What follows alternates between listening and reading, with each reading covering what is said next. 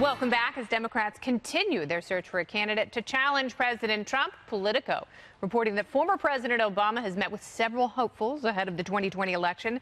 Some of those names reportedly include Elizabeth Warren, Bernie Sanders, Joe Biden, and former Massachusetts Governor Deval Patrick. The Hill writing, quote, unlike the run-up to the 2016 campaign when the Ready for Hillary super PAC served to stoke Hillary Clinton's entry into the Democratic presidential race, there are no candidate-specific PACs forming this time around to either lay the groundwork for a campaign or to create a sense of anticipation. So, David, it makes us wonder aloud, what in the world are Democrats doing? They don't seem to have a candidate. I agree with you. You know, Democrats don't have a national figure anymore. So President Obama is the only national figure that they have. They also have two problems. They don't have a front-runner presidential campaign and a candidate, and they also don't really have a platform. So if you listen to Congressman Kennedy, he gave the Democratic response to the State of the Union in January. It was a good speech, but it was lacked any ideas. By the wrecked car in the background.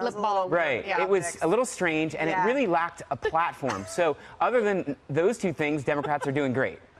Well, it sounds awesome. And they also have some very familiar and well-worn names. Is that enough to inspire passion from some of these younger, independent-minded I feel Democrats? you wanting to do your Nancy Pelosi impression. Oh, she's not going to run for president. Yes. No. I'm talking about Elizabeth Warren, Joe Biden, and Bernie Sanders, where if you added their ages together, it would equal the distance to the sun. In miles, not kilometers. That is true. However, I just don't think you can discount those candidates. I mean, I will never forget, I was sitting on the couch the day that they said that Bernie Sanders was going to run, and we all made the joke that Hillary Clinton, the Clintons must have paid for that campaign and paid him to come out and run. They said the same thing about Donald Trump. Right. And I think that these candidates, it ends up being, it is now officially a cult of personality. And that Who's Barack got the Obama, personality that can break through, though, and it beat President Trump? Does well, anyone? I don't know. I mean, no one would have ever bet that Bernie Sanders could get as far as he could.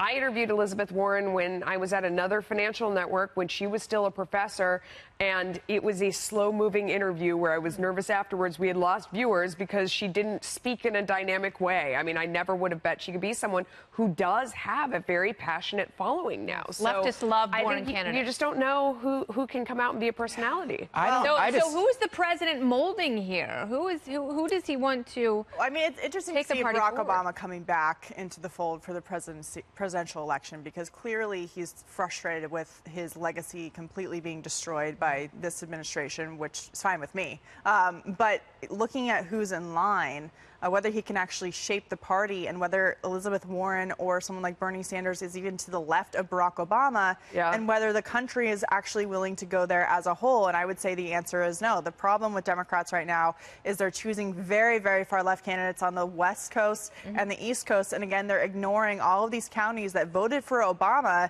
in 2008 and 2012, but then flipped to Trump. And so maybe Obama can kind of give them some advice about how to get back those counties. But given the benefits that people have seen there from Trump's agenda on taxes and other things, it's going to be more difficult. Who should the Democrats pick? Who should they put at the helm? I don't think they should pick someone who is a socialist. I don't think a socialist can win So no Kamala Harris? No Warren, no I'm not Sanders. referring to her, but I'm referring to others. She's pretty progressive. I do think that, look, 2020 for Democrats is going to be like 2016 for Republicans. There are going to be 17 candidates. None of them are going to be a front runner at the beginning, and someone hopefully will emerge. What Democrats do have is, I think President Trump is going to be a very weak candidate. He's going to be substantially weakened going into 2020.